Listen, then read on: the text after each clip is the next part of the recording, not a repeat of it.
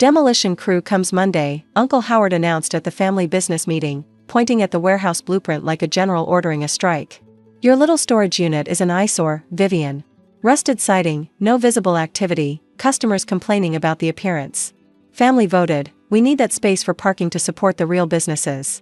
My cousins nodded along, already mentally paving over what they assumed was my failed attempt at entrepreneurship, a building I'd inherited from my grandmother that had sat empty for 3 years. But why did I smile instead of protest, and why did the city inspector who arrived for pre-demolition clearance immediately stop the process with a phone call that made Uncle Howard's face go pale? Stop everything. This isn't storage. The inspector's voice carried through the warehouse door he'd just opened. She's running a data center for major tech companies.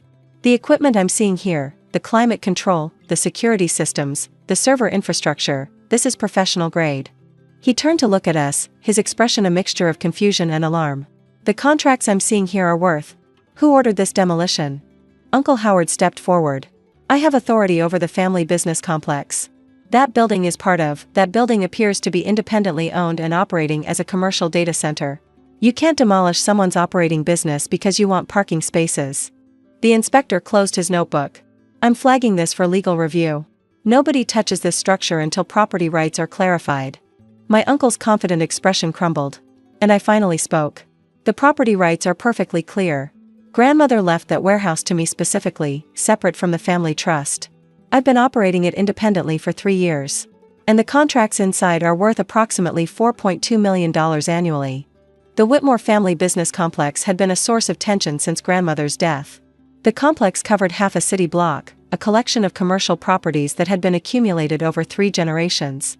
There was Howard's insurance agency, cousin Marcus's accounting firm, cousin Patricia's real estate office, and various rental spaces that generated income for the family trust.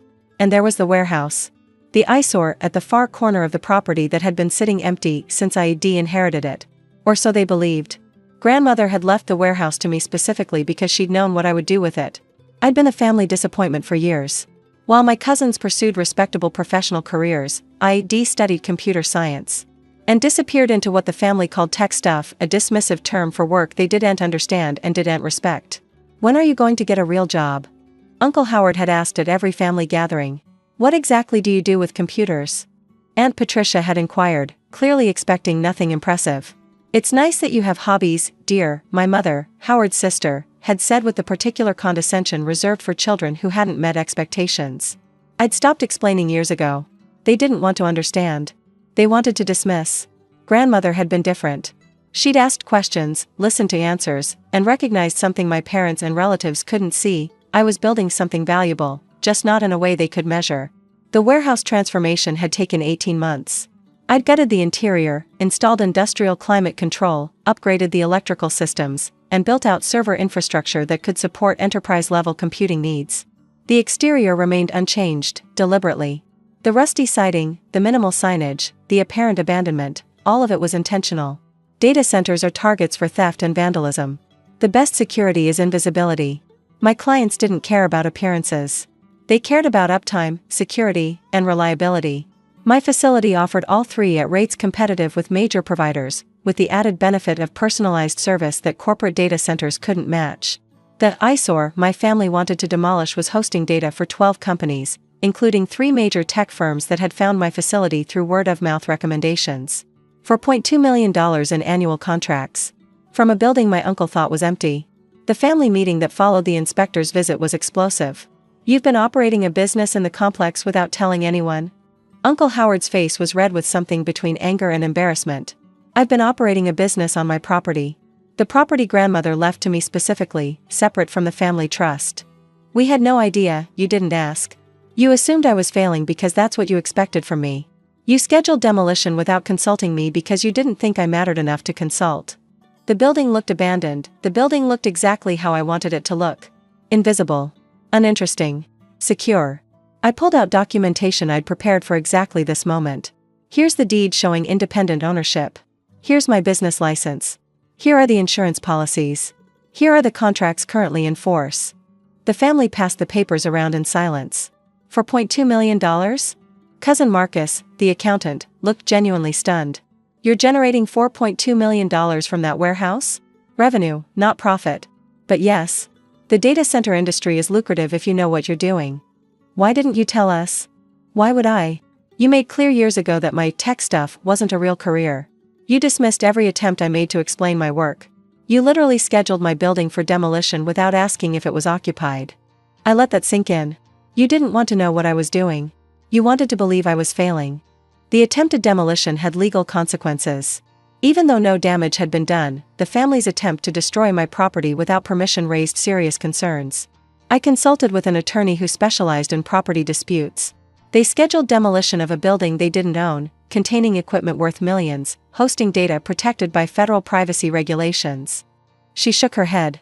If that crew had actually started work, you'd be looking at massive liability, contract breaches, and potentially criminal charges for destroying protected data.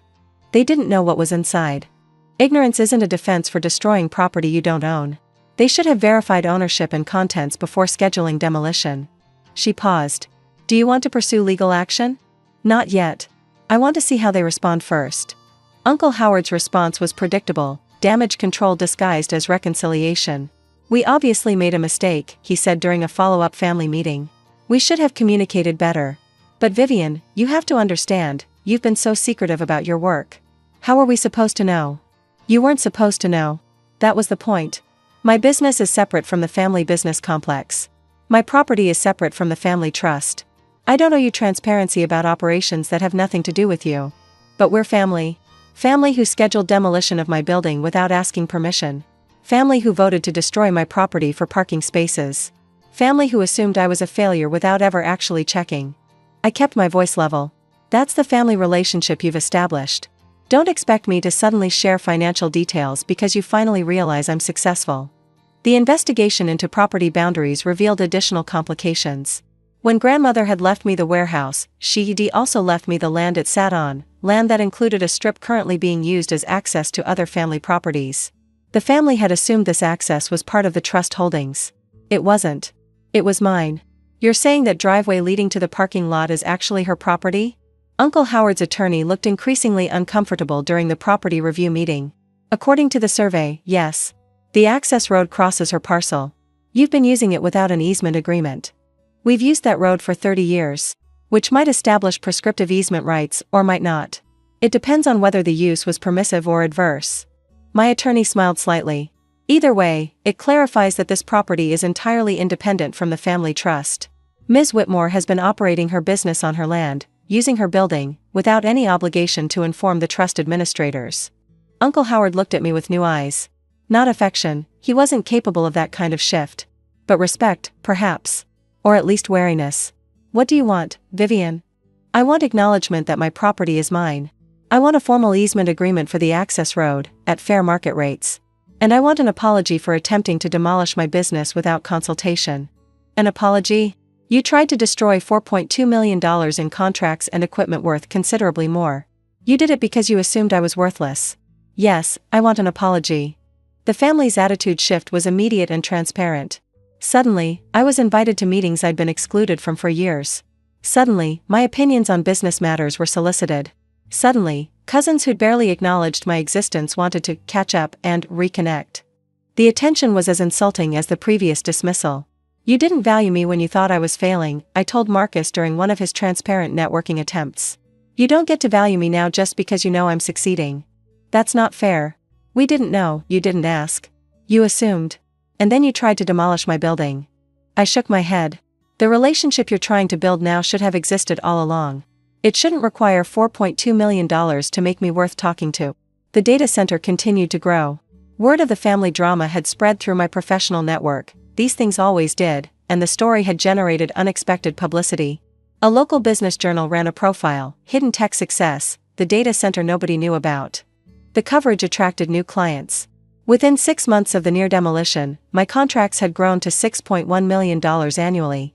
I was expanding into a second facility, this one outside the family complex entirely. The eyesore that Howard had wanted to demolish was becoming the most valuable property in the Whitmore holdings. The easement negotiations revealed the depth of family dysfunction. Uncle Howard tried to claim the access road through adverse possession, arguing that decades of use established ownership rights. His attorneys discovered that grandmother had explicitly granted permission for that use in documents that precluded adverse possession claims. She'd known, even then, that her family might try to claim what wasn't theirs. Your grandmother was remarkably thorough, my attorney observed during one review session. She structured your inheritance to be bulletproof against family challenges. She knew them better than I did. She knew what they'd do. She also left you a letter. Did you know that? I didn't.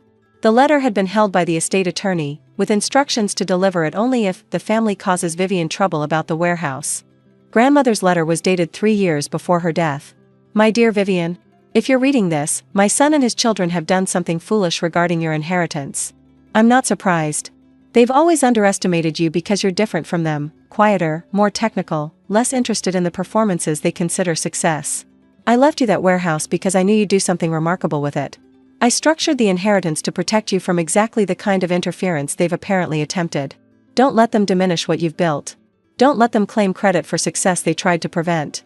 And don't feel obligated to share your achievements with people who only value you when you've proven value to them. You were always my favorite, though I couldn't say so. You reminded me of myself at your age, underestimated by family, building something they couldn't understand. Whatever you've created in that warehouse, I'm proud of you. Whatever they've tried to do, don't let them win.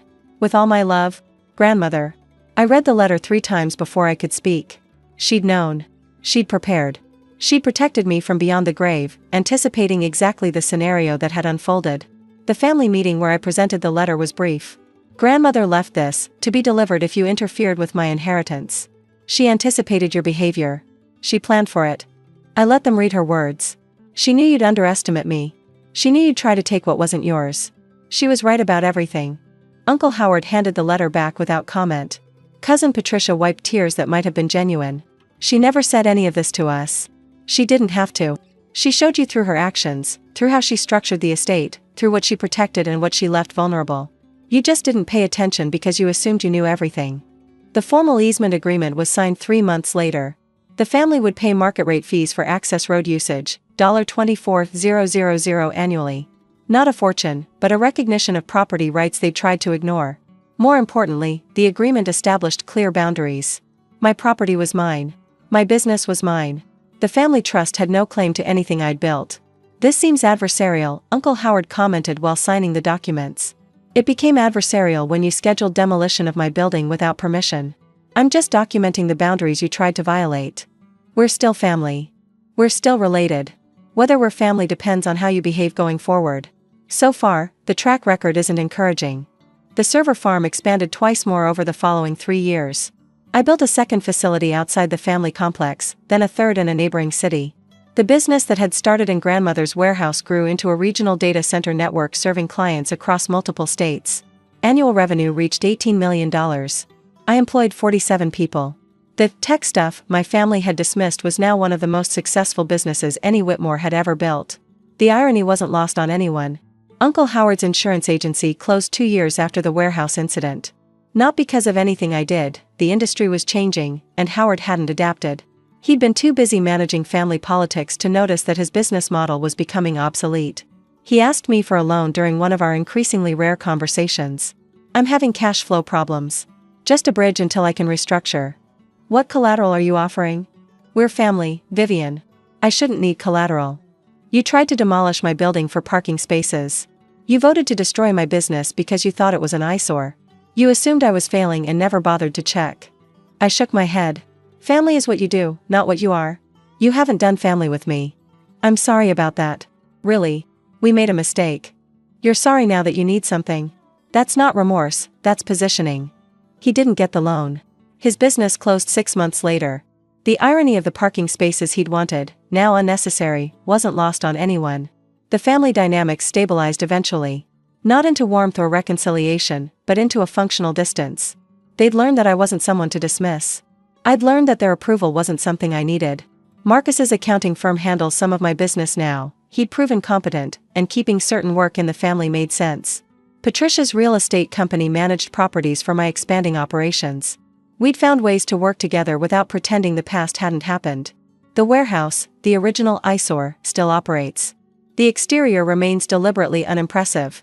The interior hums with servers handling data for dozens of clients. I've thought about renovating the exterior, making it match the professional interior. But something about maintaining the contrast feels right. The building that they dismissed, that they tried to destroy, that they assumed was worthless, it became worth more than anything else in the complex. The appearance was deceiving. That was always the point. Grandmother's photograph hangs in my office. Not the formal portrait that appears in family materials, but a candid shot from my childhood, her laughing at something I'd said, her eyes bright with the intelligence that her children had never quite inherited. She's running a data center for major tech companies. The inspector's words echo sometimes when I look at that photograph. The moment the truth emerged. The moment assumptions collapsed. Grandmother had known. She'd prepared. She'd given me the tools to build something remarkable and the protection to keep it safe from family who couldn't see my value.